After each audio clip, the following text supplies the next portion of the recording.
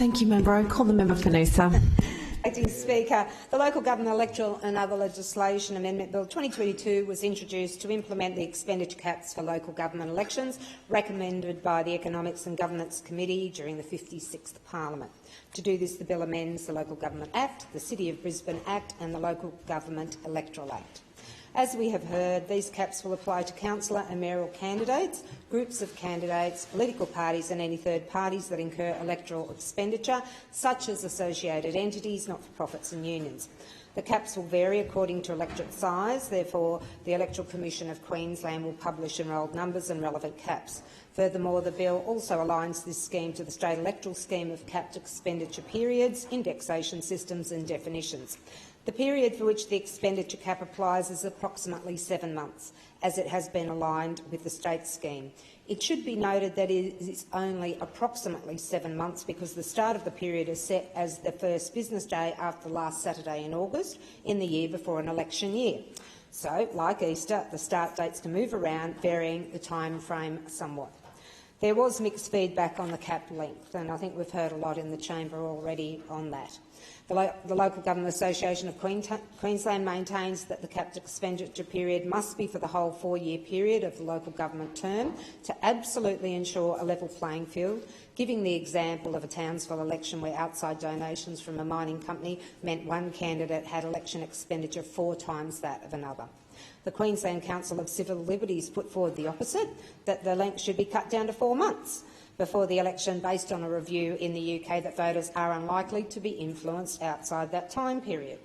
The department kind of went between the two differing viewpoints, aligning with the state election cap's 7-month period as the best option, and that the bill addresses the potential stockpiling of electoral material by counting money spent at any time on electoral material that is used during the 7-month cap period. It would be interesting to see how that is monitored.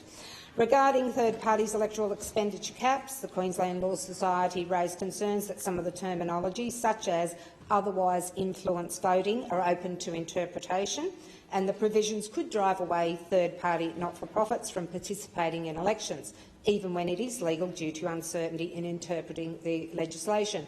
And for all of us that have been through multiple elections, we've all lived through the interpretation of the legislation and some of the interesting outcomes of those.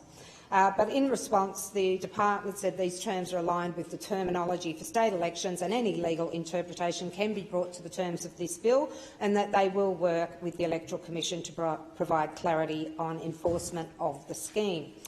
The committee highlighted that comprehensive and accessible training on the operation of the Act will be necessary for candidates and councillors to meet their obligations and recommended as such, and it was a good recommendation. There was a statement of reservation that focused on the needs of rural local government areas. As pointed out, 70% of local government is undivided, with councillors representing often large geographical expanses, and we've heard, I think the member for Condamine mentioned this, containing multiple media regions which should be reflected in the caps. Look, this really should be addressed when the committee, they actually recommended that the operation of the bill be reviewed after 12 months, and the disparities that have been outlined should be considered as part of that review. An issue raised in a submission was that independent candidates cannot lawfully hold a raffle to raise funds for their campaign as they are not an eligible organisation, according to the definition included in the Charitable and Non-Profit Gaming Act 1999. Again, this, if it hasn't already, must be addressed to ensure a level playing field at all levels of government. But I found it interesting as an independent in the last state election that the rules around raffles was that basically for every ticket sold that we would need a full name and address of that person if we were selling a $1 raffle ticket. So, yeah, it makes it very difficult. Overall, the introduction of local government electoral caps will be of benefit to our democracy in Queensland. However, from my experience, the expenditure cap is still too high for the smaller shires, and as a previous councillor, $30,000 is a lot of money for everyday Queenslanders, especially those that aren't the incumbents, who want to represent their community by running as a local councillor. The price of a new car might be fine for a career politician or those aligned to parties or to third parties, however, not for our grassroots candidates, and we should be looking at this. We need our local governments to be community-focused, represented by genuine independents and not party-driven. This does not make for good collaborations.